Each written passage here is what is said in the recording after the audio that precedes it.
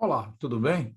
Eu sou o professor Antônio Mercedes, estou aqui para mais uma aula muito importante para quem quer aprender contabilidade de custos. Está feita da série Resolução de Questões, videoaula 10, envolvendo custo padrão, custeio por absorção e custeio ABC. Aula esta que é dedicada a você que é aluno universitário, a você que está se preparando para concurso público e para você que quer se aprimorar um pouco mais nesses conhecimentos.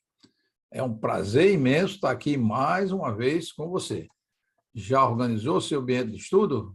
Relaxe, não permita que nenhum obstáculo distraia a sua atenção. Pense sempre, estudar é preciso, pois somente assim as coisas podem ficar um pouco mais fáceis, né? Então, nós temos aulas já teóricas sobre custo padrão, custeio ABC, custeio por absorção, e agora nós vamos uma aula só de problemas, né? Resolução de questões, série Resolução de Questões. Então, a nossa agenda de hoje está recheada. São 5 questões de custo, contemplando custo padrão, custeio ABC e custeio por absorção. Se você está interessado nesta aula e gostou das aulas anteriores, deixe seu like. Inscreva-se no canal, é importante. Compartilhe nas suas redes sociais. Socialize essa informação. Agradeço desde já a sua colaboração no crescimento do canal. Qualquer dúvida, você já sabe. Pode mandar para o meu e-mail ou fazer os comentários lá na própria área do YouTube, né? Vamos à nossa questãozinha de hoje. Em maio de 2021, a empresa Arroba Menos apresentou as seguintes informações sobre mão de obra. Então, deu informações padrão, preço padrão, aqui está a taxa de mão de obra, né, 35 por hora, R$ 35,00 unitário, consumo padrão 12.300 horas, e o total de consumo padrão 430.500. Aqui está, a gente começa a perceber que é uma questão de custo padrão, né? E a informação real, né? Aquilo que realmente aconteceu. Preço real unitário 37, ó, acima do preço padrão estipulado. O consumo real foi bom, que foi abaixo do consumo padrão, 12.300 aqui, 12.100. E o total de consumo real, 453.750. Ok? E aí ele pede, considerando as informações apresentadas, pode-se afirmar que a análise mista de variação de mão de obra, olhe, né, lá na aula teórica nós vimos isso, né, as variações, nós vamos relembrar já um pouquinho sobre isso. Análise mista de variação de mão de obra, quer dizer, você tem um componente que é o preço, no caso a taxa horária, e outro componente que é, evidentemente, a quantidade de horas consumidas, né? Então, ela foi o seguinte, 7.000 favorável, 500.000 desfavorável, 7.500 desfavorável, 500 favorável ou 200 desfavorável, né? Então, vamos diante de uma questão interessante sobre custo padrão, né? Vamos lá à nossa questão. Preste atenção que o preço unitário é 35, o real foi 37,50 e o consumo de horas 12.300, aqui foi 12.100. O consumo padrão foi menor do que o consumo real, né? Ou seja, se gastou um pouco mais. A questão, ela versa sobre a variação mista, né? Aí eu gostaria de lembrar você justamente isso aqui, a variação mista, né? Está aqui, né? Eu trouxe lá da aula teórica, então você tem aqui um componente, o preço, aqui a quantidade, né? Pode ser horas e assim por diante, pode ser o volume também, como queira. Nesse quadradozinho aqui amarelo, nós temos o que foi o custo padrão, né? É multiplicar isso aqui por isso aqui, essa ordenada por essa abscissa. E aqui, nesse retângulo maior, nós temos o custo real, né? E você veja que o custo real, ele tem 3 componentes, nós vimos isso, a variação só de preço, se eu considerar só esse retângulozinho aqui, ó, a variação somente de quantidade, se eu considerar esse retângulozinho aqui, e a variação mista, onde tem uma variação de preço e uma variação de quantidade. Então, na verdade, se você for observar, o somatório da variação de preço, variação de quantidade e variação mista é exatamente o que dá a variação que houve entre o consumo real e o consumo padrão, né? Vamos lá. Então, a fórmula é bem simples, você observa aqui, ó. eu pego a diferença, né, de taxa e a diferença de eficiência, no caso aí, porque está tratando de mão de obra, né? Então, aqui tem a correlação à taxa em si e aqui com relação à eficiência, a quantidade de horas utilizadas. E você vai ver que se eu pegar o consumo real menos a taxa real menos a taxa padrão e pegar, evidente, a eficiência real menos a eficiência padrão, você vai ver uma diferença aqui de 2,50 e aqui uma diferença de menos 200, né? Menos 200, ou seja, a taxa em si foi mais cara, 2,50, mas em compensação a eficiência foi menor, em 200, né? Então, se eu multiplicar isso, dá menos 500. E a gente viu na aula teórica, se dá negativo, eu considerando, olha, que eu estou considerando como referencial o real menos o padrão. Lembre-se, né? Se eu inverter, o raciocínio será inverso, com relação a ser favorável ou desfavorável. Então, nesse caso, como tem menos 500, nós temos uma contribuição favorável dessa taxa mista aqui, né? A variação mista. A gente, como também viu lá na aula teórica, onde tem exercício de assimilação e de fixação, é interessante que a gente faça a prova dos 9, né? Para isso, eu calculo a variação de eficiência, né? Aqui, ó, a eficiência, né? Eu posso calcular, seria 12.100 o real menos, né, o que foi projetado, ou seja, o padrão, vezes 35, que é o valor da hora, né? Dá menos 7.000. Então, se é menos 7.000, ela é favorável. Eu faço a variação da taxa, que é 35,50 menos 35 vezes 12.300, que é a quantidade, evidentemente, que foi padrão, né? Então, dá mais 30.750. Como é positivo, a gente viu, né, que ela é desfavorável, né? E agora eu tenho o consumo real e o consumo padrão. Isso foi dado também. O consumo real 453.750 e o padrão 430.500. Se eu subtrair um do outro, dá 23.250 desfavorável, né? Agora, basta agora eu provar como eu cheguei a esses 23.250 para, né, eu conseguir também provar que isso aqui é favorável e é menos 500, né? Então, 30.750, que é a variação de taxa, menos a variação efetiva, porque aqui, na verdade, eu estou considerando o sinal, é mais a variação efetiva, mas tem um menos aqui, é mais com menos dá menos, né? É igual a mais 23.750. Então, você observa que aqui simplesmente eu estou usando os componentes. Ó. 30.750, que é a variação de taxa, mais menos 7.000, que é a variação de eficiência, e vai ser igual a 23.750, né? Isso aí está comprovado que está assim, né? Então, por esse caminho, nós vemos que está correto. Agora, vamos lá ver agora o seguinte. Observe que 23.750 e 23.750 há uma diferença aqui de 500, está vendo? Um para o outro, está vendo? Diferença de 500. Então, 23.750, que está aqui, mais ou menos 500, que é a diferença desse para esse, vai dar 23.250, que é exatamente o valor que a gente calculou aqui, está vendo? Esse valor que foi calculado aqui é exatamente esse que está aqui, né? Já com relação a esse primeiro, a gente vê que está acrescentado de 500, né? Acrescentado de 500. E aí você começa a perceber que aqui só pode ser um sinal menos para que isso seja verdadeiro. Então, se é um sinal menos, é menos 500. E menos 500 é favorável, ou seja, como nós tínhamos expressado aqui no início da solução. Se você for dar a solução, né, calculou, e você tem alguma dúvida, né, sobre como foi feito o cálculo da variação, aqui está exatamente também ó, como foi feito o cálculo da variação aqui, se você tiver dúvida de interpretação e quiser saber se esse valor está correto, você faz essa prova dos 9 e você vai chegar à conclusão se acertou nos cálculos ou não. Tá?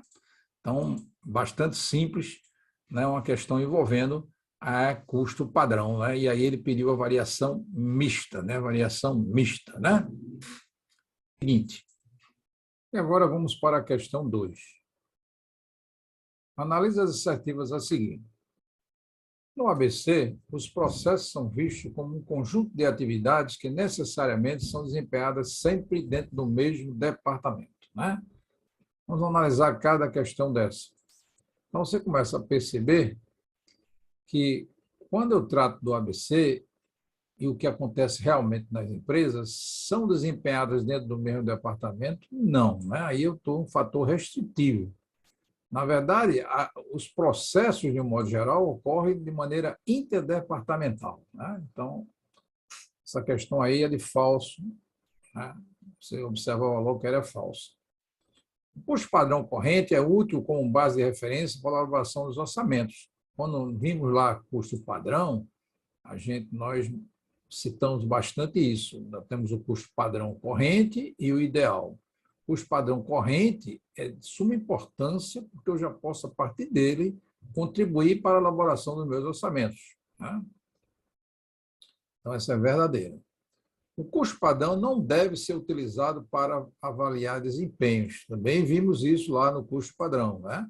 Na verdade, ele deve ser avaliado, né? Ele deve ser utilizado para avaliar desempenho, né?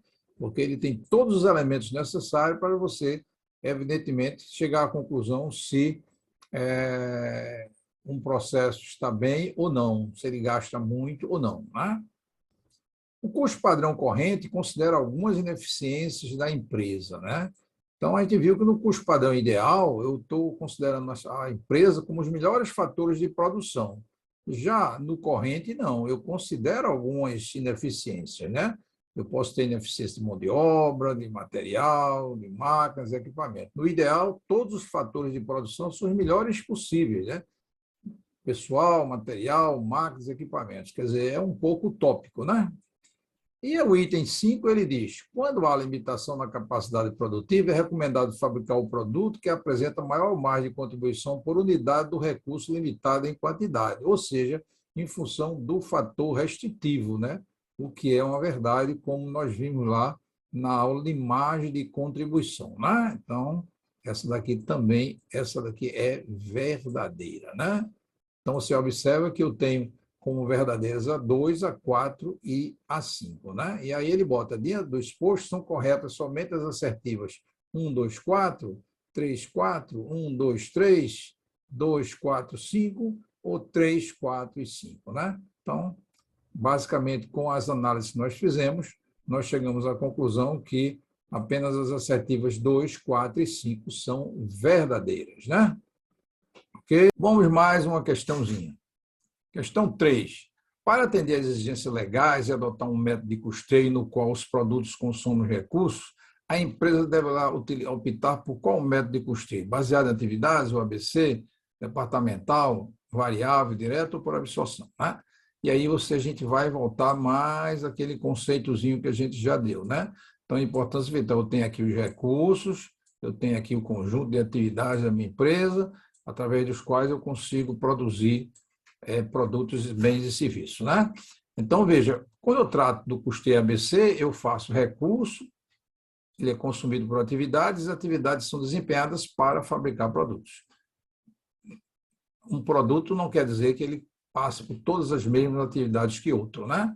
Departamentalizado, ele vai pela estrutura orgânica da empresa, que não está dizendo isso. Variável, custeio variável também não é assim, que só leva em consideração custo variável, direto também não. Então, só sobra por absorção, que é aquele que você pega o recurso e aplica diretamente, evidentemente, no produto, né? Então, você consome direto o recurso no produto. Então, só sobra esse aqui, né? Então, fica mais fácil até a gente trabalhar isso aqui, porque isso aqui vem direto daqui para aqui, né? Os produtos consomem recursos somente, né? Então, os produtos consomem recursos, nós já vimos isso na aula anterior, aula de absorção que deu, e aí você tem o custeio por absorção, né? Interessante, né? Vamos mais uma questãozinha interessante sobre esses assuntos, né? Questão 4. A indústria motriz S.A. faz uso do custeio ABC e apresentou no mês anterior as seguintes informações. E aí colocou os direcionadores, os custos, quantidade, custo por atividade, custo direto de produtos, saiu detalhando todas as matrizes correspondentes a tudo que foi levantado para o custeio ABC, ok? Brilho e fosco, fabricação, material direto, materiais, custos diretos, total, quantidade produzida e custo unitário ABC. Então, tem essa quantidade de informações. E aí ele pergunta o quê? Analisando o método adotado para o rateio ABC, considerando os métodos do custeio por absorção, é possível perceber a diferença básica entre eles, né? Então, a questão que está focando aqui, né, é uma comparação entre os conceitos de método por absorção e a diferença básica entre eles, ou seja, o ABC e o custeio por absorção, né? Então, está tratando um e outro, né? E aí ele começa a colocar: A, por absorção, os produtos ou serviços consomem recursos. B, ABC, existe a utilização exclusiva dos custos fixos e variáveis para a definição do custo de produto, ao passo que o custeio por absorção são apropriados apenas custos variáveis. C, por absorção, ocorre o rateio do custo direto em função do custo indireto. No custeio ABC, ocorre o inverso. E D, por absorção, os custos diretos e os indiretos são separados, o que não ocorre no ABC. ABC, existe uma adaptação da nomenclatura de direcionadores para cada tipo de produto e no absorção não há, né? Vamos analisar o que cada coisa diz, né? Interessante para a gente ver. Por absorção, os produtos e os serviços consomem recursos, né? Isso a gente viu minutos atrás, né? Então, se eu lembrando aqui, eu tenho aqui recursos, eu tenho aqui atividades e eu tenho aqui produtos. Isso é o ABC. Agora eu tenho recurso e eu tenho produtos. Isso aqui é o custeio por absorção, né? Então, nesse caso aqui, a gente começa a perceber que as coisas são diferentes. Aqui eu tenho recurso, produto, aqui eu tenho recurso, atividade, e eu tenho atividade, produto, né? Tem essa relação, né? Aqui eu tenho o que chamamos recurso, atividade, produto, RAP. Aqui eu tenho recurso, produto, RP, né? Então, por absorção, o A já está correto, mas vamos analisar os demais. O ABC existe uma utilização exclusiva dos custos fixos e variáveis para a definição do custo de cada produto, ao passo que a absorção são apropriados apenas os custos variáveis. Olha, por absorção, não só são apropriados os custos variáveis, né? Muito pelo contrário. A absorção trata dos custos diretos e os custos indiretos, aqueles que serão rateados, né? Então, esse aqui está falso. Por absorção, ocorre o rateio do custo direto em função do custo direto. Olha, no absorção, o que há rateio é no custo indireto, que pode ser em função, é o inverso do custo direto, ou pode ser em função de outras coisas, horas de mão de obra, horas de máquina e assim por diante, né? Custeio ABC ocorre o inverso, quer dizer, totalmente errada essa questão, né? Essa questão é totalmente falsa. A D, por absorção, os custos diretos e indiretos são separados. Tá vendo? Os custos diretos e indiretos são diretos e indiretos. Os diretos no produto, os indiretos são rateados. O que não ocorre no ABC, né? O ABC, o que não ocorre no ABC. Quer dizer, mais uma coisa errada, né? O ABC, ele trabalha exatamente somente com os custos indiretos, porque os diretos já estão lá, eu não preciso mais fazer nada. E ele trabalha os indiretos no sentido de minimizar os rateios em função de direcionadores de custo. A letra E. ABC, existe uma adaptação da nomenclatura de direcionadores para cada produto. No absorção não há, né? Então, o ABC não tem uma adaptação de cada direcionador para cada tipo de produto, né? Os direcionadores, eles são voltados para as atividades e as atividades para o produto. Então, você começa a perceber que, analisando todos A, B, C, D e E, apenas a letra A ela é verdadeira, né? Os demais são falsos, né? Ok? Então, mais uma questão importantíssima sobre envolvendo o ABC e a absorção. Vamos mais uma questão aqui, a questão 5, né? O método de custeio baseado em atividades, em inglês Activity Based Cost, apresenta uma série de vantagens em relação aos outros. Então, aqui, essa questão ela está em cima de vantagens, né, do ABC em relação aos demais. Vamos ver aqui. Um deles é o fato de que, aí ele saiu citando A, B, C, D e E. Então, colocou aqui 5 alternativas, né? Permite determinar o custo de canais e clientes ao mapear as atividades relacionadas às despesas comerciais. Diminuir os custos diretos. Limita-se a interação entre pessoas da mesma área, oferecendo maior segurança. Estimula a descoberta somente das atividades que adicionam valor. E inclui custos de outras atividades operacionais, exceto o pós-atendimento. Então, você começa a perceber que aqui tem algumas algumas alternativas que são falsas. Primeiro, vamos lá. Permite determinar o custo dos canais e clientes são mapear as atividades relacionadas às despesas comerciais, né? Isso é pura verdade, né? Ele não está dizendo que é somente isso. Diminui os custos diretos. O ABC não tem nada a ver com custo direto. O ABC trabalha custos indiretos. Os diretos não precisam ser trabalhados porque já estão prontos. Limita a interação entre pessoas de uma mesma área. Não. O ABC é interdepartamental, né? Então, permeia várias áreas. Estimula a descoberta somente, mais uma questão interessante, somente das atividades que adicionam valor. Na verdade, o ABC se preocupa com todas as atividades, aquelas que adicionam valor e aquelas que não adicionam valor. E ainda fornece uma ferramenta, né? Porque, dependendo da gestão, você pode minimizar ou eliminar atividades que não adicionam valor ao processo, né? E inclui custos totais, inclui custos de todas as atividades operacionais, exceto o pós-atendimento. Não. A primeira parte está válida, a segunda não. Todas as atividades da empresa, de um modo geral, eles são contemplados com o ABC, né? E aí a gente começa a perceber, depois dessa análise que foi feita, a única alternativa que resta é a letra A, que é extremamente correta, né? Permite determinar o custo de canais de clientes ao mapear as atividades relacionadas às despesas comerciais, né? E aqui nós terminamos mais uma aula de suma importância para você. Se você gostou desta aula, das anteriores, deixe seu like, inscreva-se no canal, é importante, participe do crescimento dele, compartilhe nas suas redes sociais e qualquer dúvida você tem ou o meu e-mail ou no próprio YouTube, lá na área apropriada para comentários, ok? Lembre-se que nós estamos aqui para servir. Fico muito feliz com o seu progresso nos estudos.